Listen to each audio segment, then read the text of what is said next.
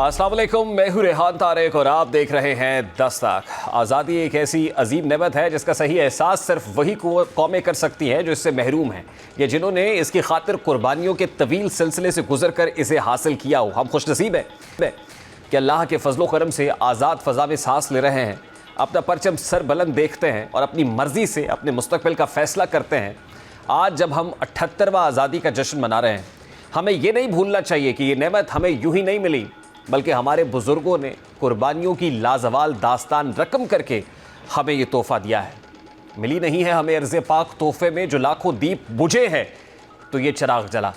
बिलाशुबा इन बुज़ुर्गों की कुर्बानियाँ, उनकी दुआएं और उनका अज़्म ही था जिसकी बदौलत हम ग़ुलामी की ज़ंजीरों से आज़ाद हुए हैं। आज़ादी की कदर और कीमत जानने के लिए दुनिया के उन ख़ित्तों पर नज़र डालना काफ़ी है जहाँ आज भी लोग ग़ुलामी, कब्ज़े या जबर का शिकार है। फ़लस्तीन के मज़लूम अवाम दहाइयों से अपनी सरज़मीन पर हक़ खुद इरादियत के लिए लड़ रहे हैं। गज़ा की बर्बाद गलियाँ, शहीद बच्चों के चेहरे और माओ की आंसू गवाही देते हैं कि आज़ादी कितनी कीमती और मुश्किल से मिलने वाली नेमत है।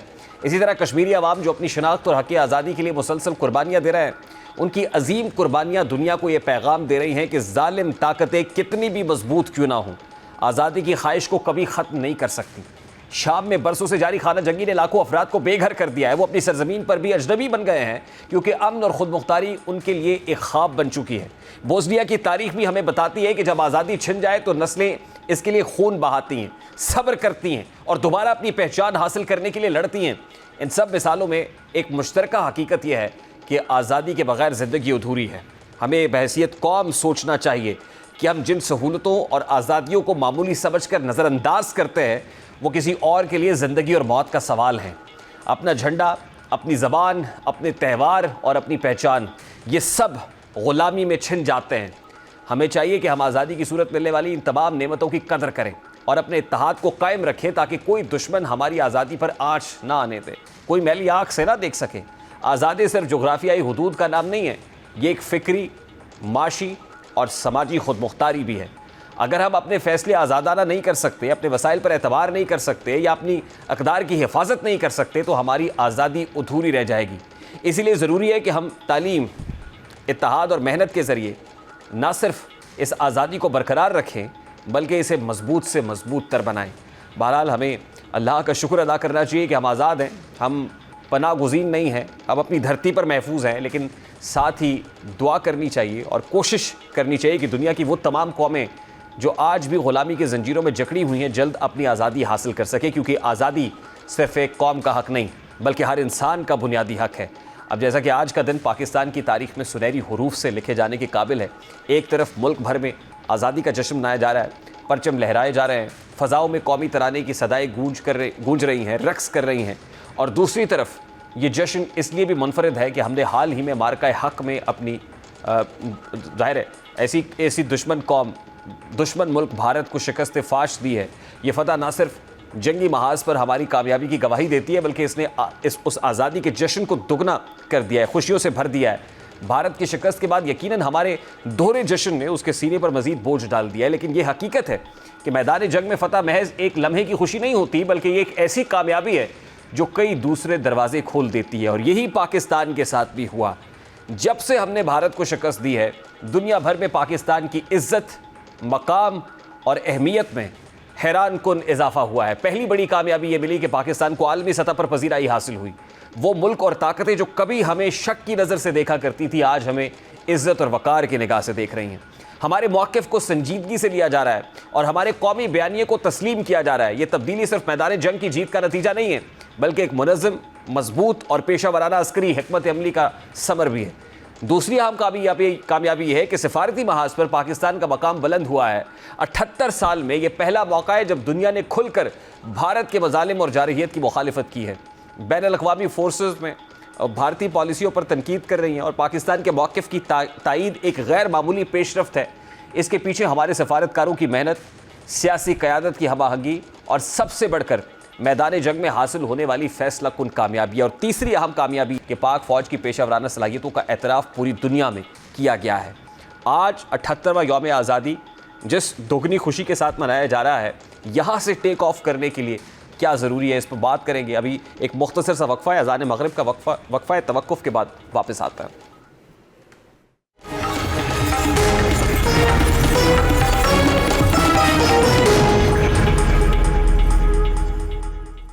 आज हम आज़ादी का जश्न तो मना रहे हैं, लेकिन भारत के खिलाफ जंग में जीत का भी जश्न मना रहे हैं और ईवान सदर में भी इस जीत का भरपूर अंदाज में जश्न मनाया गया। और सदर मुमलिकत आसिफ अली जरदारी ने भारत के खिलाफ मार्का हक में नुमाया कारकर्दगी का मुजाहरा करने वाली जो नुमाया शख्सियात हैं उनको सदारती एवॉर्ड से नवाजा है, आला फौजी एजाज़ात से नवाजा गया है। ईवान सदर में मुनक़िदा तकरीब में फील्ड मार्शल आसिम मुनीर को इंतहाई मुश्किल हालात में फ़ौज की बेहतरीन क़यादत करने पर हिलाल जुर्रत से नवाजा गया। इसी तरह सिफारती सतह पर पाकिस्तान का मुकदमा भरपूर अंदाज में लड़ने पर इसहाक डार को एजाज़ से नवाजा गया, जबकि सिंध तास मुआहदे पर भरपूर मौक़िफ़ अपनाने पर आज़म नज़ीर तारड़ को एजाज़ से नवाजा गया।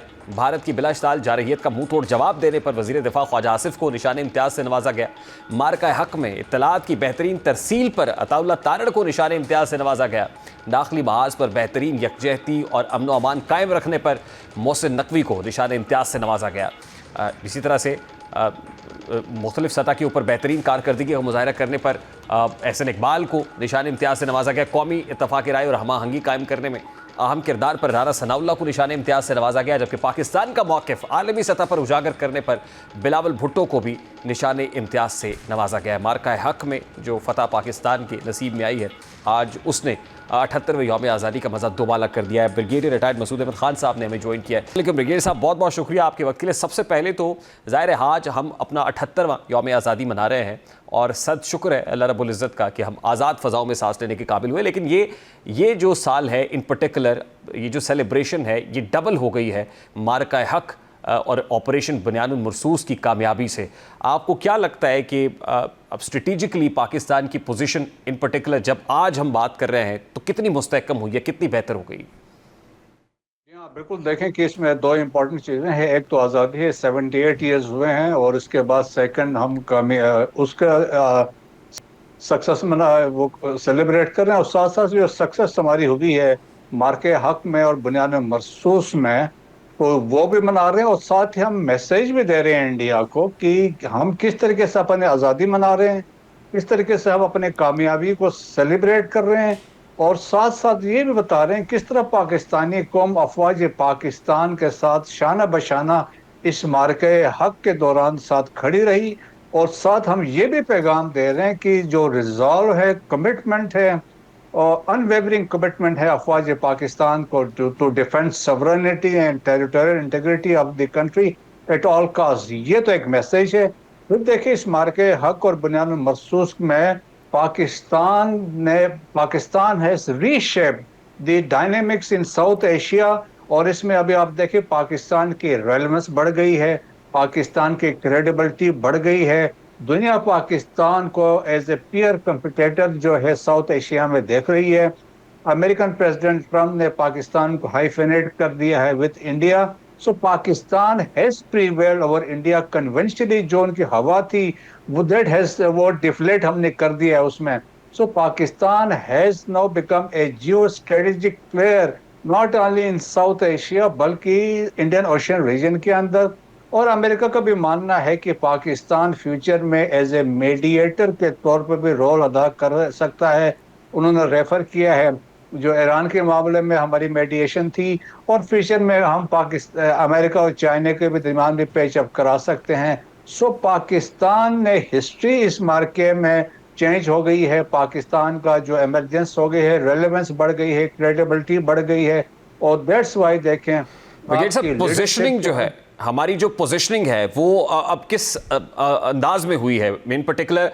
ज़ाहिर है एक वक्त था जब अमेरिका डू मोर का मुतालबा पाकिस्तान से किया करता था। आज अमेरिका बायलैटरल ट्रेड की बात कर रहा है, दो तरफा तिजारती मुआहदात हो रहे हैं, और सेकेंडली जो इंडिया के साथ मामलात हैं, हम देख रहे हैं कि जहां पाकिस्तान के साथ दो तरफा तिजारत की बात हो रही है वहां इंडिया के ऊपर टैरिफ्स इम्पोज हो रहे हैं। तो क्या ये डू मोर के बाद इसको इस कॉन्टेक्स्ट में देखा जाए कि अब अमेरिका पाकिस्तान को मुख्तलिफ निगाह से देखता है और आज कंबाइंड इंटेलिजेंस बेस्ड ऑपरेशंस भी हो रहे हैं, वो BLA या TTP के अगेंस्ट हो? जी हाँ, देखिए एक स्ट्रेटेजिक शिफ्ट हम कह सकते हैं अभी अमेरिकन पॉलिसी में आ गई है। और जिस तरह आप देख लें, हम अगर थोड़ा पीछे जाएं तो फील्ड मार्शल का विजिट देखें जो पहला हुआ 18 जून को, ट्रंप से मुलाकात हुई, और उसके बाद उन्होंने कहा कि I am impress with field marshal. फिर उसके बाद आप देखें कि अब रिसेंट विजिट हुई है तो सेंटकॉम में जाके नए जो कमांडर है एडमिरल ब्रैड कूपर से मुलाकात हुई है, chairman joint chief general Caine से मुलाकात हुई है। और इसके अलावा देखें कि जो एतमाद की फजा थी वो बढ़ गई। इससे क्या सिग्नलिंग है कि enhancement of security cooperation between the two countries. और इसका ये आप रिसेंटली देखें, जो 2 दिन पहले इस्लामाबाद में काउंटर टेररिज्म डायलॉग कंक्लूड हुआ, और उस पे इन्होंने इस बात पे इत्तेफाक किया जो पहले इन्होंने डिक्लेयर कर दिया था, बीएलए और मजीद ब्रिगेड को as a foreign terrorist organization. इस पे अब उन्होंने कहा हम जॉइंटली इसको टैकल करेंगे, तो वो बहुत बड़ी कामयाबी है पाकिस्तान की। सिंस देखे जब डिक्लेरेशन अमेरिकन ने की है, तो इसका मतलब है दे आर थ्रेट, अगर उनका इंटरेस्ट थ्रेटन कर होगा, चाहे वो बलोचिस्तान में है, पाकिस्तान में, एल्सवेयर है, they will act. So enhancement of security cooperation between the two countries, और इसके बाद आप देखें मटेरियल सपोर्ट भी फ्यूचर में आएगा। सो एक बहुत एतमाद की फजा कायम हुई है। और जिस तरह आपने बात की है, आप देखें ट्रेड हमारी हो रही है। प्रेसिडेंट ट्रम्प ने कहा कि ऑफशोर ड्रिलिंग भी होगी, पाकिस्तान के जो पोटेंशियल है तो उसको एक्सप्लोर करेंगे company, they are selecting a company. और इसके अलावा 19% टैरिफ है, इंडिया पे 50%, बट अभी उन्होंने कहा फार्मास्यूटिकल पे मैं 250% लगाऊंगा। सो इंडिया तो बिल्कुल अभी दुनिया ने बेसिकली रियलाइज किया है, they have seen the ugly phase of India. The state जो टेररिज्म है जो एक्सपोज हुए हैं कनाडा में, यूएसए में, यूनाइटेड किंगडम में, और टेररिज्म इन पाकिस्तान है, फिर डबल स्टैंडर्ड्स है, ब्रिक्स में वो कुछ कर रहे हैं, एससीओ में कुछ बात कर रहे हैं।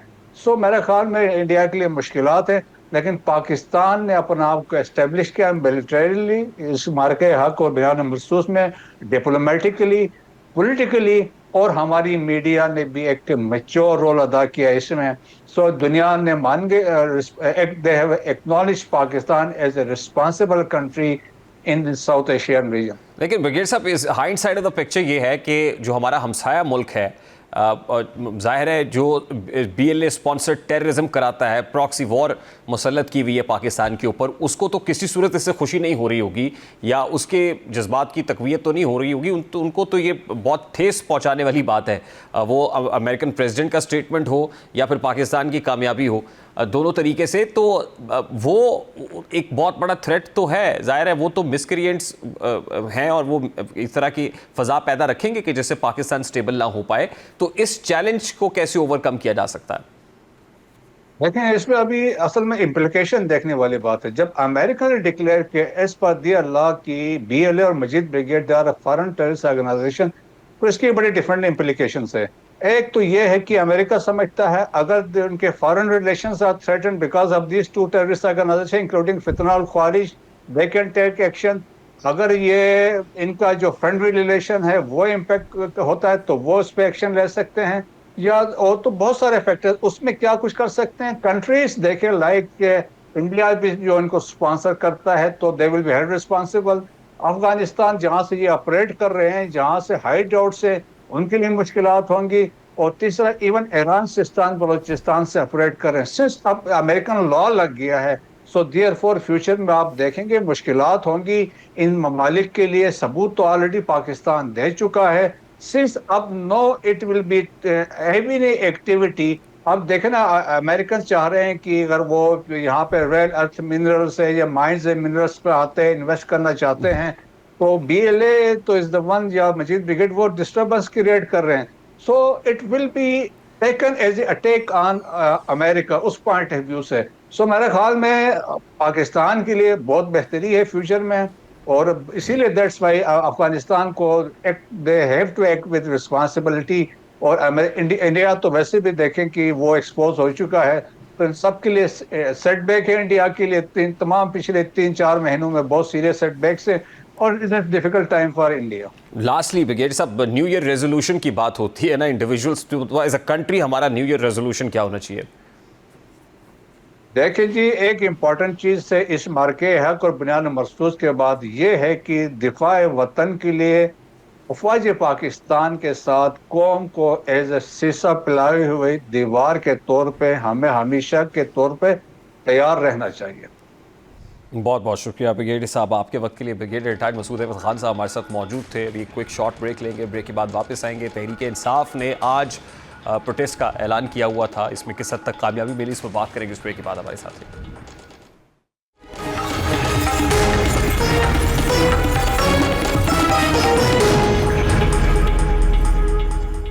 तहरीक इंसाफ ने आज यानी यौम आज़ादी के मौके पर एहतजाज का ऐलान किया था। इस ऐलान के बाद सियासी मुबस्सरीन की तवज्जो उस जानिब मबजूल हुई कि आए एहतजाज किसी हद तक कामयाब होगा और इसके सियासी और अवामी असरात क्या होंगे। लेकिन सूरत हाल यही है कि ये सरगर्मी दावों और बयानात से आगे नहीं बढ़ सकी। किसी भी सियासी जमात का एहतजाज करना एक जमहूरी हक़ है और इसका मकसद अपने मौक़िफ़ को आवाम और हुकूमत तक पहुँचाना होता है। तहरीक इंसाफ के इस एहतजाज के ऐलान से ये ज़ाहिर हुआ और ये पैगाम दिया कि पार्टी अपनी मौजूदा सियासी पोजीशन और बयानियों को मजबूत करने की कोशिश कर रही है। लेकिन अमली तौर पर यह एहतजाज किस हद तक कामयाब रहा। खालिद निसार डोगर साहब पाकिस्तान तहरीक इंसाफ के रहनुमा इस वक्त हमारे साथ मौजूद है, उनसे बात करें। खालिद साहब, बहुत बहुत शुक्रिया आपके वक्त के लिए। बड़ा सादा सा सवाल है, आज जो PTI ने मैस मोबिलाइजेशन का दावा किया था, एक एहतजाज का प्लान किया था, वो प्लान किस हद तक कारगर साबित हुआ? शुक्रिया सबसे पहले तो बहुत आपका शो पे बुलाने के लिए। अच्छा, दूसरी बात एक मैं आपको कहना चाहता हूँ कि जो प्रोटेस्ट है, जो आपने अभी कहा कि आईनी हक है, ये आईन ने हमें कहीं नहीं कहा हुआ कि आप एक पर्टिकुलर डे पे आप प्रोटेस्ट नहीं कर सकते। तो 14 अगस्त है, इंडिपेंडेंस डे है, लेकिन हमारा प्रोटेस्ट करने का मकसद ये है कि ये वो दिन है जिस दिन हमने आज़ादी ली थी हिंदुस्तान से। लेकिन ये आज़ादी सिर्फ और सिर्फ किताबों की हद तक या नारों की हद तक या TV चैनल्स पे आके नारे या नगमे लगाने की हद तक नहीं थी। हमने, हमारे बड़ों ने कुर्बानियां दी हैं, हमने आइन के लिए कुर्बानियां दी थी। तो अभी देखें, अब आज हमारा लीडर एक बिल्कुल जेल में बैठा उस जुर्म की सजा काट रहा है जो जुर्म उसने किया ही नहीं है। और लीडर के अलावा हजारों हमारे वर्कर्स, हमारी औरतें।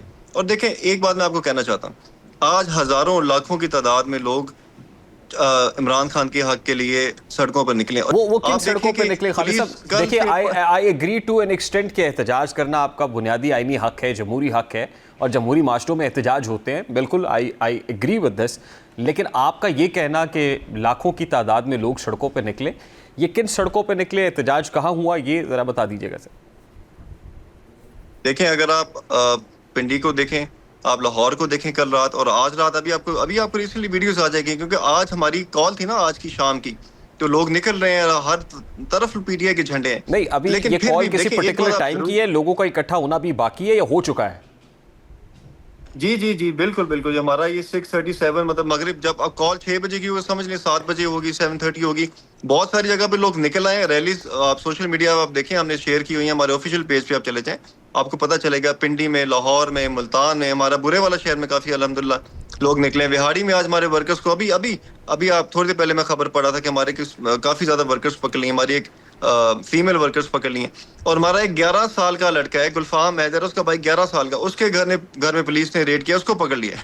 तो देखें, मैं ये क्लियर करना चाहता हूँ, ये जो बार बार ड्रामा रचाया जाता है ना कि PTI से लोग नहीं निकल रहे, आप कैसे एक्सपेक्ट करते हैं कि रात को आप लोगों के घरों को तोड़ें, खौफ व हरास फैलाएं, उसके बाद अब फिर भी लोग निकल रहे हैं। अब देखिए, पंजाब में तो इन पर्टिकुलर मैं तो देख के आया हूँ सड़कों के ऊपर कि कोई ऐसा एहतजाज मुझे नज़र नहीं आया कि जो बहुत हुकूमत के ऊपर प्रेशर माउंट कर पाए या मुक़्तदरा के ऊपर प्रेशर बिल्डअप हो जाए और आपकी आवाज़ वो कंसर्न क्वार्टर्स तक पहुँचाने में आप कामयाब हो जाए जहाँ तक पहुँचाना चाह रहे हैं। देखिए, मैं आपको बताता हूँ कि 5 अगस्त को हमारा एहतजाज की कॉल थी। इन्होंने हमारे MPs की गाड़ियां तोड़ी, हमारे वर्कर्स को पकड़ के मारा, घसीटा सड़कों पे, आपने शायद वीडियोस देखी हो। आज फिर हमारे एहतजाज की कॉल थी। देखें, एक चीज आप ज़हन में कर लें कि ये ओवरनाइट नहीं होगा। जिस चेंज की, जिस तहरीक की इमरान खान साहब ने कॉल दी हुई है, ये ओवरनाइट नहीं है, ये आहिस्ता आहिस्ता बिल्टअप होगी चीजें। और आप शायद जिन सड़कों पे आप निकले हो वहां पे शायद लोग ना हो, लेकिन आप हमारे ऑफिशियल पेज पे चले जाएं, आपको नजर आएगा। तो अब ऑब्वियसली मीडिया तो कहीं भी पूरा ब्लैकआउट हुआ है, लेकिन मैं आपको वीडियो शेयर कर देता हूँ। अभी आप कहते तो आपको मैं इस WhatsApp पे कर देता हूँ, आपको पता चलेगा कैसे लोग निकल रहे हैं, लेकिन फिर भी वो कहीं भी नहीं दिखाया जा रहा। और दूसरी बात देखिए, अगर आप ग्राउंड में ना जाना एक बात है सर, नजर आना प्रैक्टिकली ग्राउंड के ऊपर दूसरी बात है। मैं तो प्रैक्टिकली देखने की बात कर रहा हूँ, ऐसा नहीं। बार कैफ आप ये कह रहे हैं कि अभी लोगों को निकलना है, आएंगे पर्टिकुलरली तो क्या करेंगे? प्लैक कार्ड्स उठाएंगे, किसी पर्टिकुलर जगह पे आके अपना एहतजाज रजिस्टर कराएंगे और वापस चले जाएंगे, यही होगा? सर, हमारा एग्जैक्टली हमारा जो मेन इस टाइम हमने कोई ऐसे कोई ये नहीं करना कि हमने कोई आगे सड़कों पे तोड़ फोड़ करनी है, हमने कोई आग लगानी। हमारा सिर्फ मकसद है, हम पाकिस्तान का झंडा और दूसरे आदमी पाकिस्तान तरीके इंसाफ का झंडा लेके बाहर निकलना चाहते हैं, और इस चीज से भी हमें रोका जा रहा है। देखें, इस पॉइंट को आप थोड़ा सा हाईलाइट करें। कौन से आइन में कहा गया है कि मैं सिटीजन हूं, मैं टैक्स पेयर हूं, और मैं अपने राइट के लिए, फ्रीडम ऑफ एक्सप्रेशन के लिए मैं बाहर नहीं निकल सकता सड़क पे? मेरे मैं अपना बता रहा हूँ कि 3 दिन से यहाँ पे इन्होंने चौकियां बनाई हुई हैं पुलिस वालों ने। तो आप बताएं कि एक आम वर्कर का क्या हाल होगा। और खालिद साहब, आप घर से निकल रहे हैं? अभी आप घर में? जी, मैं हमारी जो हमने बुरे वाले में रैली निकाली, हमने कल निकाली है।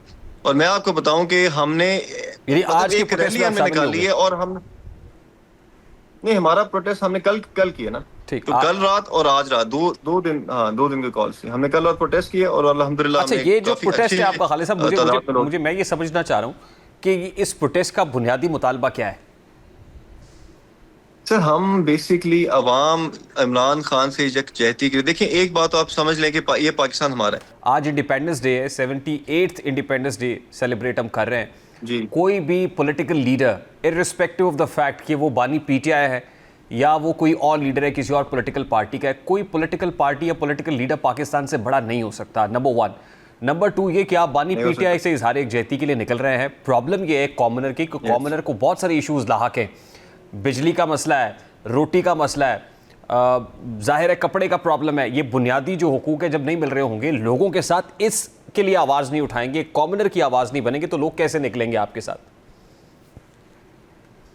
देखिए सर, प्रॉब्लम इशू ये है, एक बुनियादी मसला है कि जब एक जमहूरियत को नहीं आप चलने दे रहे इस मुल्क में, अब अवाम को जो मसले हैं ये किसने हल करने सर हैं? जमहूर की बात करें ना, आप एक इंडिविजुअल की बात कर रहे हैं सर, एक बंदे के इंटरेस्ट को वॉच कर रहे हैं, आप जमहूर की बात तो करें। नहीं सर 180 सीटें ली उस एक बंदे ने, 180 नेशनल असेंबली में 180 सीटें अवाम ने दी हैं सर, मैंने अकेले नहीं दी, आपने दी हैं, लोगों ने दी हैं। अब उस बंदे को उठा के हमने 190 मिलियन पाउंड में जेल में डाला हुआ है और वो 190 million pound Pakistan supreme court ने हमारी हुकूमत को दे दिया है, जिन्होंने उसकी यूनिवर्सिटी बनाने के ऑर्डर्स जारी कर दी। सर प्रॉब्लम ही देखे ना, बुनियाद क्या है? अवाम को, मुझे मसला है कि मुझे लगता है कि मेरा मसला इमरान खान हल करेगा, मैंने उसको वोट दिया। सर यही तो प्रॉब्लम है कि वो आपने सुप्रीम कोर्ट को क्यों दे दिया, यही तो प्रॉब्लम है ना सर। तो सर सुप्रीम, देखिए ना, वो हमने तो नहीं दिया ना सर, ब्रिटिश गवर्नमेंट ने दिया है। और सुप्रीम कोर्ट को अगर वही तो सर ब्रिटिश मसला गवर्नमेंट ये है ने कि उसकी ये बेनिफिशियरी पैसे, कौन है? नेशनल क्राइम एजेंसी ने ये पैसे सरकार को दिए, सरकार ने शिफ्ट कर दिए। खैर ये एक लंबी स्टोरी है सर, मैं उस तरफ नहीं जाना चाहता। सर लंबी, हाँ, मैं इसका बेनिफिशियरी कौन है सर? क्या इमरान खान है? क्या बुशरा बेगम है? जाहिर है केस मकसद ये ना कि अगर मैंने एक ट्रस्ट बना सर, जिसके वो ट्रस्टीज हैं, वो बानी पीटीआई भी हैं, वो बुशरा बीबी भी हैं, तो बेनिफिशियरी तो वही है सर जो ट्रस्टीज हैं नेचुरली। सर क्या उस ट्रस्ट, वो ट्रस्टी बिल्कुल है, लेकिन क्या वो कोई सैलरी ले रही है? सर वो फाउंडेशन तो बना आपने देते देखना है ना, ये ट्रस्ट ही क्यों था? मैं फिर वही कह रहा हूँ, ये लंबी स्टोरी है सर और आप इसको जस्टिफाई नहीं कर सकेंगे। ट्रस्टीज हैं सर, ट्रस्ट क्यों बनाया, यही तो मैं पूछ रहा हूँ कि ट्रस्ट क्यों बनाया जिसकी मिल्कियत आप है? ये ट्रस्ट आप किसी और को दे नहीं सकते, ये प्राइवेट एंटिटी नहीं है सर, किसी और को नहीं जा सकती है, वो बानी पीटीआई को या बानी पीटीआई के बच्चों को ही जा सकती है। तो फिर मैं कैसे ना कहूँ कि बानी पीटीआई बेनिफिशियरी नहीं है? सर क्यों नहीं जा सकती बेनिफिशियरी? तब देखे ना सर, अब मैं वही आपको, मैं बेनिफिशियरी तब हूँ जब मेरे बैंक अकाउंट में पैसे आ रहे हैं, मैं कोई उस ट्रस्ट से, शौकत खानम से मैं कोई बेनिफिट ले रहा हूँ, मैं इस नमल यूनिवर्सिटी से कोई बेनिफिट ले रहा हूँ। प्रॉब्लम यहाँ आ जाती है ना सर कि वो पैसे जो हैं अब हमारी सरकार के पास आ चुके हैं। मसला 190 मिलियन पाउंड का है ना, मसला ट्रस्टी का तो होने का तो नहीं है, मसला तो ये था कि 190 मिलियन पाउंड, 190 मिलियन पाउंड को आपने एडजस्ट कराया सुप्रीम कोर्ट में एक टाइकून के लिए, और उसके बदले में आपने ये ट्रस्ट बनाया और ट्रस्ट को कितनी बड़ी लैंड मिल गई। यही तो प्रॉब्लम है सर, आप केस को तो समझे कि क्या है। सर देखे ना, लैंड तो हुकूमत की मिली ना, मैं आपको हुकूमत को नहीं मिली सर, ट्रस्ट को मिली। क्या फायदा सर? प्रॉब्लम यही तो बात हो रही है, अवाम का जो हमारा पैसा जो आप कह रहे थे कि बाहर गया हुआ, वो हमारे पास तो वापस आया ना सर, पाकिस्तान मुल्क में आया कि इमरान खान के अकाउंट में तो नहीं गया। हमारे पास वापस नहीं आया, एक प्रॉपर्टी टाइकून को गया, आपने एडजस्ट करा दिया उसके जुर्माने की मद में सुप्रीम कोर्ट में। यही तो केस है, अब आप समझे केस को। मैं वही सर, वही तो मैं कह रहा हूँ कि उसकी यूनिवर्सिटी बनी ना, उसका कोई इमरान खान ने अपने बैंक अकाउंट में अपना कोई बंगला तो नहीं खरीदा, कोई सारे महल तो नहीं खरीद लिए, कोई यूरोप में, कोई इंग्लैंड में प्रॉपर्टी तो नहीं खरीद ली। तो सर अब देखें, अब आप बात को अब फिर आप कहीं और लेके, मेरा कहने का मकसद ये है कि एक जब आपने बंदे को एक नाजायज केस में अंदर डाला हुआ है जिसको 180 सीटें नेशनल असेंबली में दी, उसको आपने उठा के 80 नाजायज नहीं है, ये आपने अदालतों में प्रूव करना है कि जस्टिफाइड कैसे है। खालिद साहब मुझे ब्रेक लेने, I have to take a very quick short break here. Khalid साहब आपके वक्त के लिए पाकिस्तान तहरीक इंसाफ के रहनुमा हमारे साथ मौजूद थे। ज़ाहिर है केसेस बड़ी टेक्निकल नौइयत के हैं और वो समझने की ज़रूरत है। कॉमनर को ये नहीं समझाया जाता, नैरेटिव बिल्डिंग की जाती है। निकलो एक पर्टिकुलर आदमी के लिए, आज इंडिपेंडेंस डे है, 14 अगस्त है, और अभी तक हम उस माइंडसेट को क्रिएट नहीं कर सके और उस माइंडसेट से इन पर्टिकुलर निकल नहीं सके हैं कि कोई भी इंडिविजुअल पाकिस्तान से बड़ा नहीं हो सकता, कोई पॉलिटिकल पार्टी बड़ी नहीं हो सकती, पाकिस्तान बड़ा है, बाकी सब उसके अंदर रहने वाली एंटिटीज़ हैं, सब छोटे छोटे लोग हैं और स्टेट वही होती है जो अपनी पॉपुलेशन के साथ बनती है। बाहर क्या है, ब्रेक लेते हैं, कोई शॉर्ट ब्रेक लेंगे, ब्रेक के बाद वापस आएंगे, एक और इंपॉर्टेंट स्टोरी शेयर करेंगे इस ब्रेक के बाद हमारे साथ।